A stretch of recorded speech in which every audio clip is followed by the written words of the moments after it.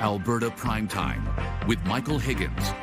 Welcome to Alberta Primetime. Ahead tonight, our Friday panel on Calgary's road forward beyond the latest water crisis. But first, weighing the economic impact of pushing separation. Mr. Carney's had $85 billion in investment leave the country since he's Prime Minister. I just don't think that, I think they're consciously trying to sabotage industry here. And I think that actually just the opposite. A free and independent Alberta would create probably a boom.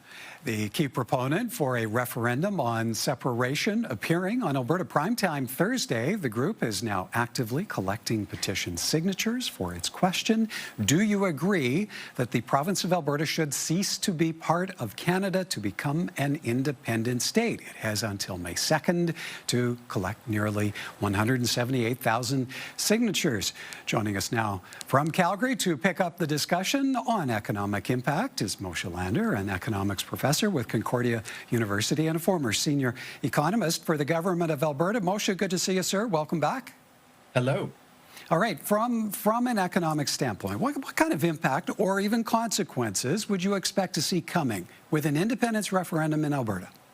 I'll make it very simple for you. Anybody in economics that can put forward an argument for why there should be this question, let alone the results of this question, I'll show you an unemployed economist. There is no compelling argument for why separation would be good for Alberta. And if you can find me micro scenarios where this might work out, I will give you a macro load of ways in which it will go terribly badly for the province.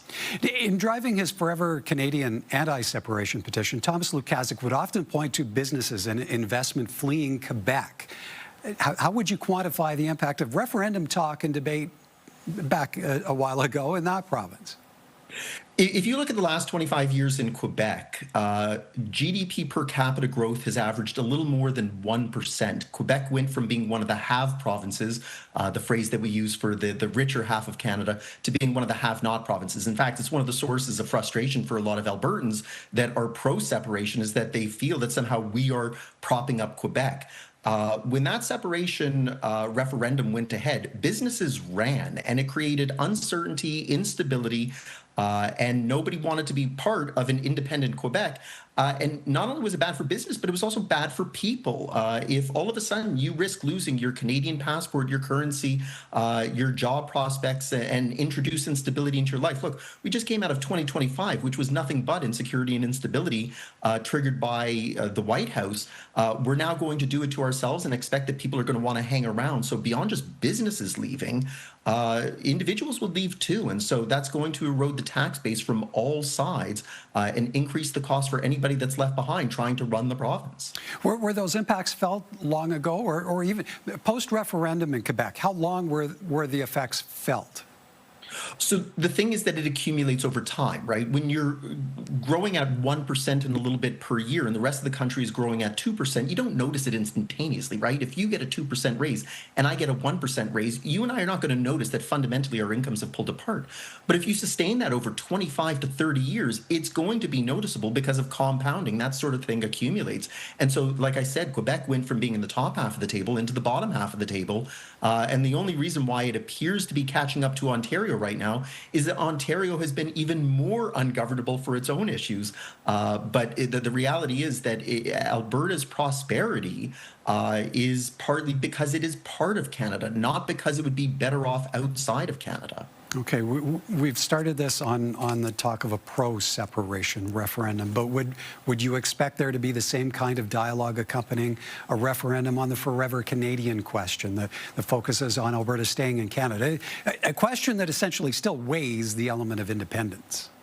Yeah, because there's always the risk then that that question goes the wrong way. And so when you're asking the question, I'm always of the belief, never ask a question unless you're prepared for the answer, or in fact, never ask a question unless you know what the answer is going to be in the first place. So when you start introducing those questions, regardless of whether the default position is we stay in Canada or we leave Canada, you run the risk that the question doesn't go the way you want. And I think back in the 90s when the Quebec referendum was allowed to go ahead, there was this expectation at the time that, oh, there's no way that they're going to vote to separate. And then it was that knife's edge where everybody was staying awake late into the night to see what actually happened. That's the type of thing that creates the unstabilizing outcome for businesses, for individuals. And so even allowing the question in whatever form to go ahead is problematic. But beyond that, neither question is asking for what are the costs and benefits of the decision. To merely just say, do you want to leave or do you want to stay, at what cost or to what benefit, is missing. It would make the question completely impossible to put into a succinct way. But if I ask you, would you like chicken for dinner? Yes or no is very easy. Would you like chicken even though it might come with health risks or even though I might be a bad cooker, all these other things? Well, that's a more complicated question in which all of a sudden your yes answer might turn into a no answer. And that's something as simple as asking what you want for dinner. Asking, do you want to stay in Canada, without laying out what would be involved in that? That's hugely dangerous then for both sides. In our interview with Mitch Sylvester, and it was reflected in the clip that we played off the top as well, but he made the suggestion that Alberta independence would potentially create a boom. Are there elements of the economy that would stand to benefit? No, I don't know what he's talking about, and I don't know what he's basing that on. You could imagine that if Alberta were to leave Canada, you would have to introduce a currency, border control, passports. When you have people racing out the door, how are you going to pay for Alberta pensions? Where's that money going to come from? What's going to happen to the housing market? I don't see that there's a lot of benefits. The thought that somehow you're going to be able to negotiate free passage to the ocean for pipelines with now a Canada that's going to be resentful and a U.S. that's going to have extreme leverage over an independent Alberta is going to be even more complicated. And for all Alberta's frustration with BC and trying to negotiate that pipeline, you're going to have to contend with Washington, Oregon, and California, who are considerably more left of center than BC is traditionally. And so I think it's going to make it even harder to get those pipelines constructed. I don't see where exactly any sector is going to benefit. And don't forget that our provincial government would now become our federal government, so to speak, and they don't know how to balance a budget when they are working within Canada. How are they going to balance a budget when the economy is cratering and everybody's racing for the door or the border? Well, and you bring up the U.S., so how much of an alignment with the Americans generally would be necessary for an independent Alberta to be viable? I don't want to give away state secrets. The Americans don't want Alberta. And if they want Alberta, they want us for their oil or for our oil. And guess what? They don't even want us for our oil, given that they just went into a little bit of adventurism in Venezuela. Let's remember that part of Alberta's oil industry growth goes hand in hand with the decline of Venezuela. Up until the turn of the century, before Chavez became president of Venezuela, most of that infrastructure in the American Gulf was built on Venezuelan oil, which is the direct competition for Alberta's oil.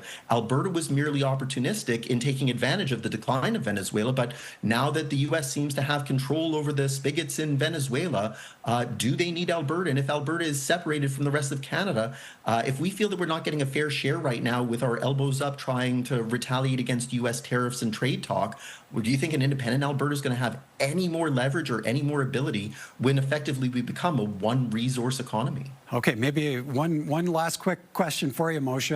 There's also been talk of late of a possible independence referendum in Quebec. How do you see that playing with this dialogue in Alberta, especially when you weigh the economic, political uncertainty that comes with the Trump administration's trade war with Canada?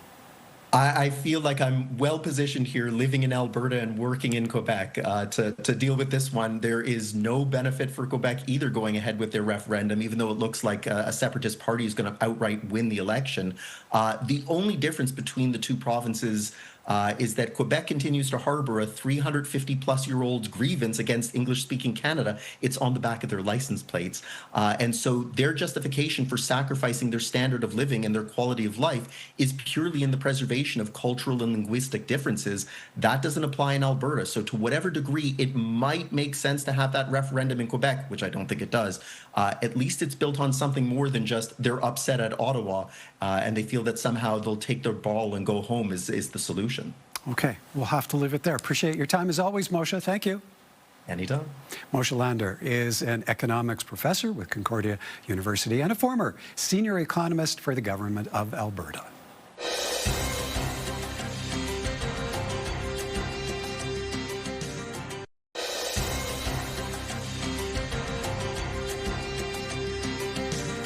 From the report on Calgary's water woes to the financial impact of an independence push, the toll of taking holiday time, and heated rivalry heating up the airwaves. Our Primetime This Week panel is in, and joining us this evening, Alex Boyd, Alberta-based national reporter for the Toronto Star, and Ellen Parker, founder and CEO of Parker PR in Calgary. Good evening to you both. And as Calgarians contend with the latest water crisis, a new report on the city's water infrastructure is raising a lot of eyebrows. An independent review panel is linking deferred maintenance and weak risk management to the rupture of the Bearspaw feeder main in the summer of 2024, a line that ruptured again just over a week ago. And the report says an almost identical pipe that burst in 2004 was a warning that went ignored. To repeatedly do that from one council to the next, to the next, to the next, that's what gets you into this deficit of investment. Among the panel's urgent recommendations, stabilizing the Bearspaw feeder main and enhancing monitoring to reduce failures, strengthening contingency plans, and accelerating construction of a parallel line made of steel. It's also calling for a dedicated water utility with a single executive in charge and an independent oversight board, a measure that may be too costly for some municipal politicians. So Calgarians on one hand are demanding that we reduce the number of employees that we are hiring, and yet I have an expert panel demanding that we grow the number of employees. $3 billion in assets, $1 billion a year in revenue. This is not an inconsequential operation. And so it needs to have a dedicated management team.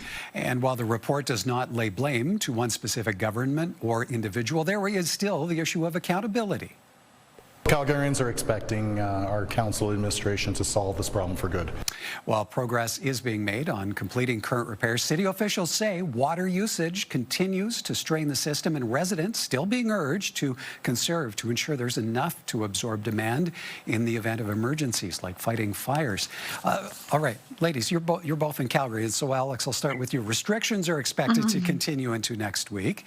The plea to limit usage, as we just heard, it's being repeated. What's your read on how Calgarians are responding to that message? You know, at least from where I'm sitting, it seems like the response to these calls to conserve water have been a little bit more muted than they were last summer.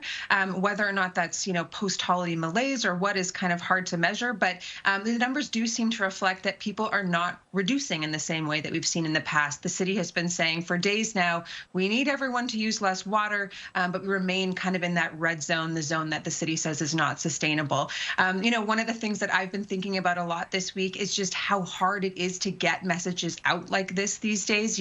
Media viewership is down, with thanks to everyone who is watching this, but viewership is down, and social media is so siloed. I think when, it comes to the city trying to get a message like this out, it's harder than it's ever been. Ellen, columnists are certainly paying attention, and there are some calling for heads to roll, that senior members of administration should be fired. What do you see coming of that issue of accountability? Yeah, I'm hearing a lot about that in my world, among my clients.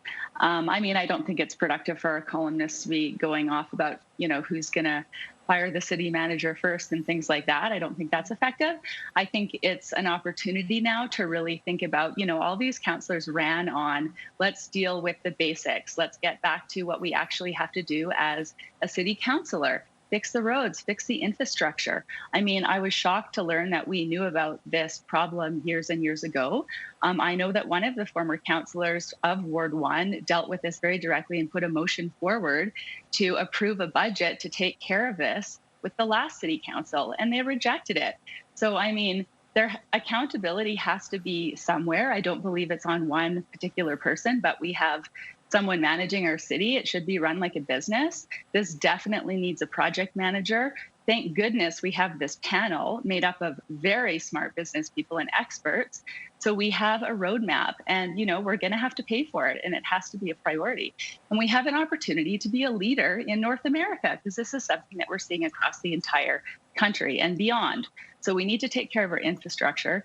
And I hope I haven't gone on a tangent, but those are my thoughts. No worries, no worries. So, Alex, this newly elected Calgary City Council has a lot on its plate, not only with this latest rupture, but also navigating that road forward. What do you see riding on how they perform?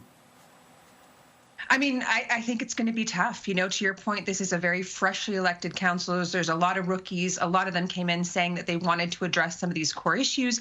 But man, what an issue to start with, really throwing them into the deep end, except not the deep end because we're not allowed to fill pools probably right now. So I think there's going to be a lot of pressure on them right now. But I mean, this isn't going to be easy. You know, Mayor Farkas is saying that we're not going to be sparing any expense when it comes to not only fixing this, but building redundancy into the system so it doesn't happen again.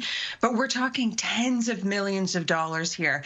And, you know, to quote pollster Janet Brown, Albertans are not necessarily conservatives so much as they are tax averse. You know, we want all the things, but we don't necessarily want to pay for it. So how these councillors are going to come in and say, yes, we're going to deal with the basics, we're not going to do anything extra, but also we need you to pay, you know, tens of millions of dollars. That's a tough position to be in. So I guess we're going to see how that goes for them. Yep, just the start of the term. Okay, next up, the group driving a petition for a referendum on Alberta independence, now actively holding town halls, collecting signatures, and we heard from economist Moshe Lander off the top on how all of this talk of potential separation could have a trickle-down impact on the province. Alan, how do you see dialogue around this playing in the business community, especially if this petition is successful and the government sends it to a referendum? Yeah, you know, I think many of us sort of overlooked this and we thought, oh, there's nothing to be concerned about. And I'm hopeful that there is still nothing to be concerned about. But the sentiment is growing. We're seeing, you know, 18 to 35-year-olds growing sentiment toward this, which is just interesting to see this happen. Within the business community, I know the mid-sized businesses here in Alberta are many entrepreneurs, many family-run businesses, lots of entrepreneurs who are impacted by the federal government decision-making around the industry here. I don't believe we're going to really lose major investment at this point because, like I said, I'm hopeful it's not a real risk. But people are talking about it, and I think the important thing is we need to just listen to people. We need to consider different ideas, which you guys are great at doing as a media station. So yeah, different opinions, different rumblings, and I've been very focused on work and not so focused on this, but I think that's kind of what I'm hearing in the community. Well, and Alex, in the wake of the successful Forever Canadian petition, what degree of debate do you see shaping up over this push? I think I'm in the same boat. I think we were all a little bit surprised to see that it has become the talker that it has been. You know, I think we all dismissed this for a long time, you know, kind of poo-pooed the idea that this would gain steam. And to be clear, I don't think we're in the neighborhood yet of Alberta actually being in danger of separating. But the fact that this is such a conversation that there are teams forming, you know, on both quote unquote side, you know, is going to have an impact. And Alberta doesn't have to vote to separate before we start seeing an economic impact, a social impact, a political impact. And so the fact that this has gained steam, I think, is surprising. These petitions, you know, are building huge teams. They're building volunteers. They're building databases of people who are on, you know, believe in what they're doing. And so, again, this is it's galvanizing the argument on both sides. So should this go to a referendum, this is the organizing that needs to be done. We're already seeing happen in real time. Indeed. Okay, time for us to take a bit of a break. But when we come back, being able to switch off for holidays and the Canadian hockey drama, drawing international attention. More from our Friday panel in a moment.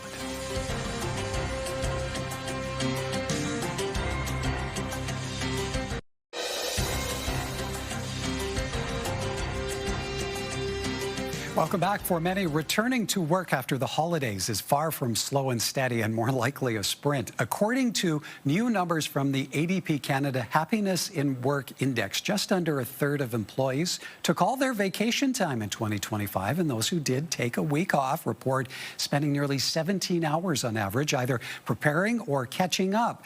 Workplace experts call that a time-off tax, making it harder to really switch off. Don't get the same kind of refresh. And you don't come back re-energized and, you know, ready to take on what comes at you in the new calendar year. Heather Haslam says there's lots leaders can do to improve the situation.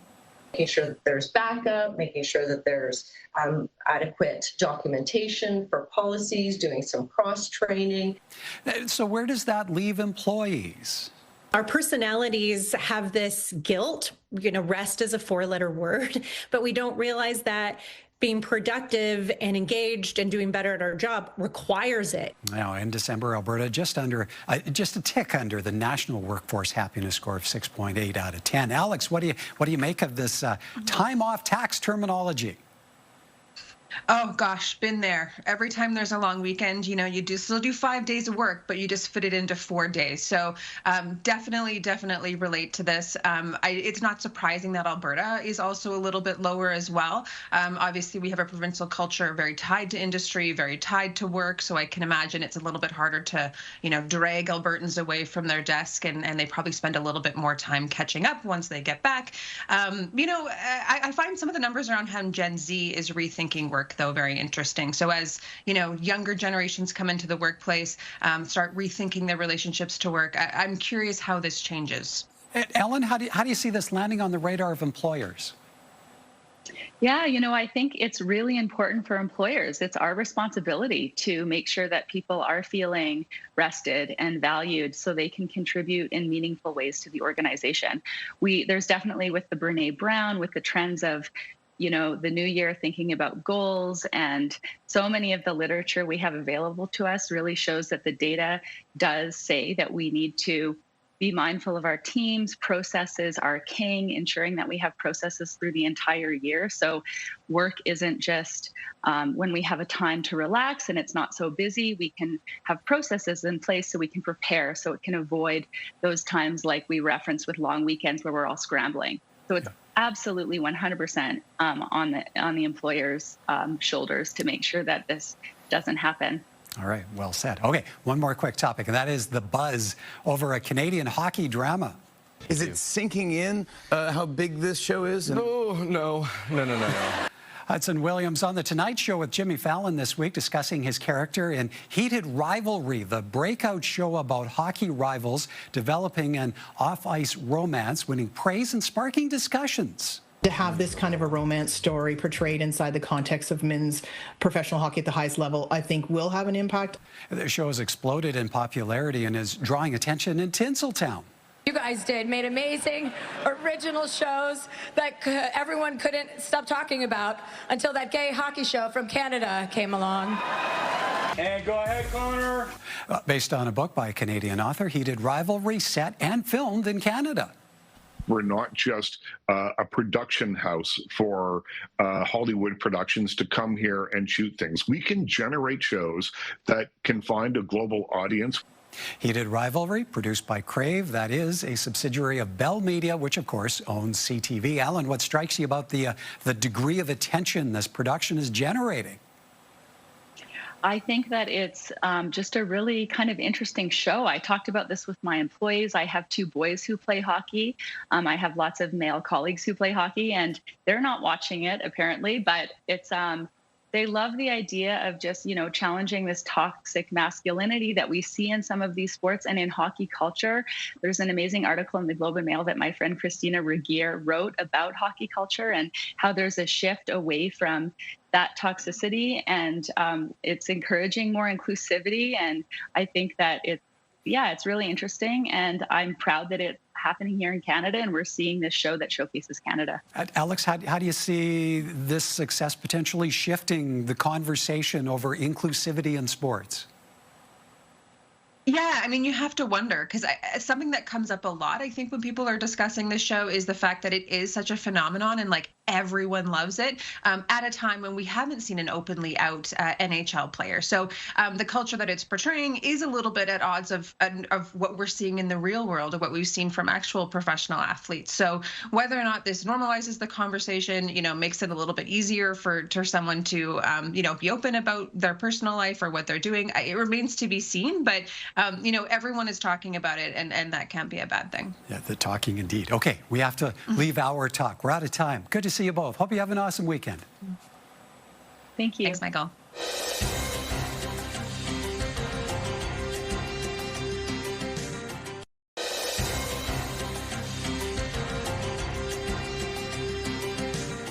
That is our program for tonight. Remember, you can always have your say. Email us anytime at comments@albertaprimetime.com. Have a great evening and a great weekend, everyone. From all of us at Alberta Primetime, thank you for watching, and join us again next time.